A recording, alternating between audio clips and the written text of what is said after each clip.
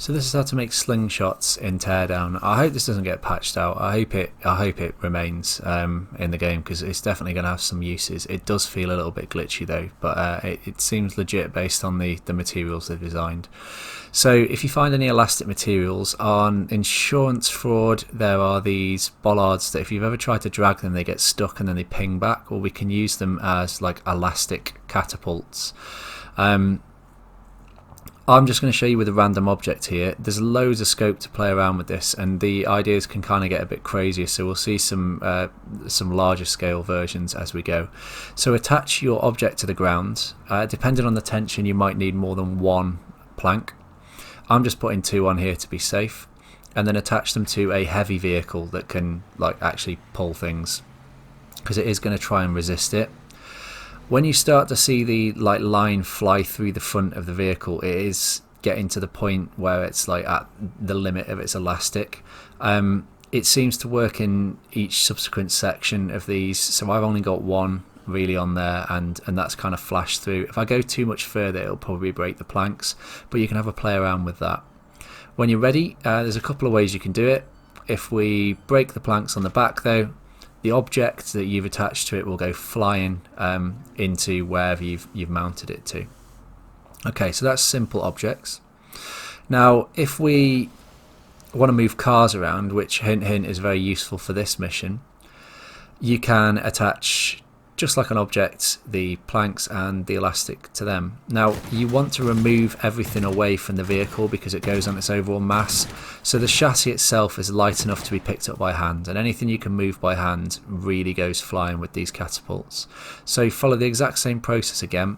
For some reason here, I've never noticed this before, but the wheels don't see the planks. Anyway, so get these in position and then set it up just the same at the front.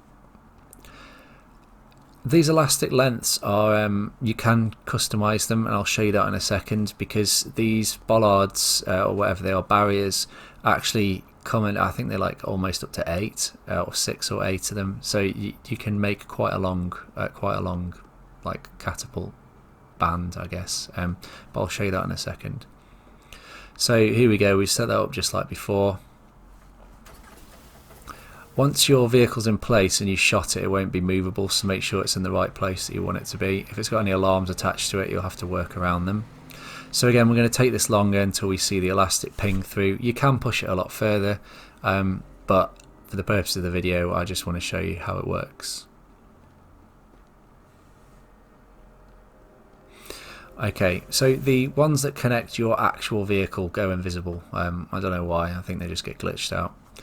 If you shoot the bottom, that goes flying, and this is the way to move vehicles as far as I'm concerned, clearing off the actual vehicle itself and just using the chassis.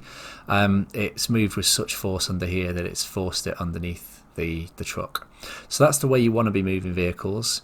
You can move them using like without, but it takes a lot more effort, and I think that the longer the amount of elastic that you've got, the greater the force of it. These are the bollards chains I was talking about. You can use these to cover a massive amount of distance. It takes way longer for them to reach tension then, so you can kind of guess how you could use that.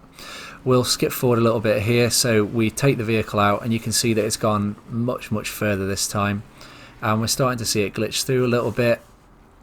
We'll attach this to the ground, and then the long walk back, and we'll shoot these.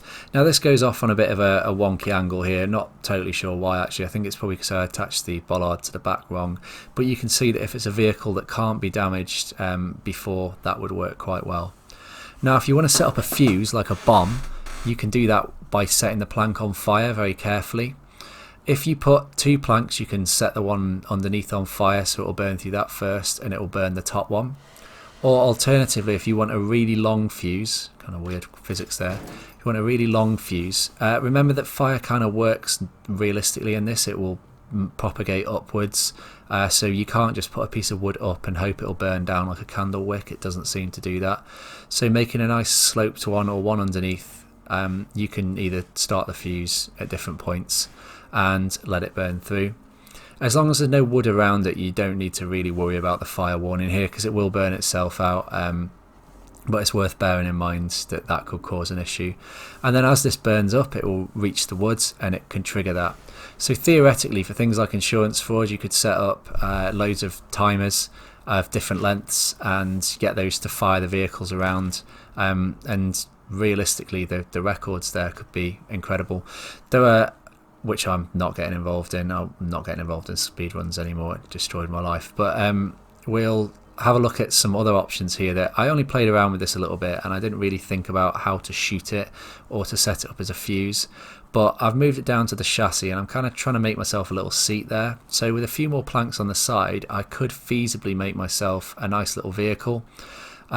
We could then light these and set a fuse. This wasn't going to work for me, unfortunately, but I'll be playing around with this, see what else we can figure out. But you could light yourself a little fuse on the back and then go flying off. So I'll show you how my awful version works. And this is because I'm standing off to the edge a little bit. You can see, like, if you'd built a proper thing around it, it'd proper scoop you along. And here I try it with a van, which I think sadly is just a bit too heavy.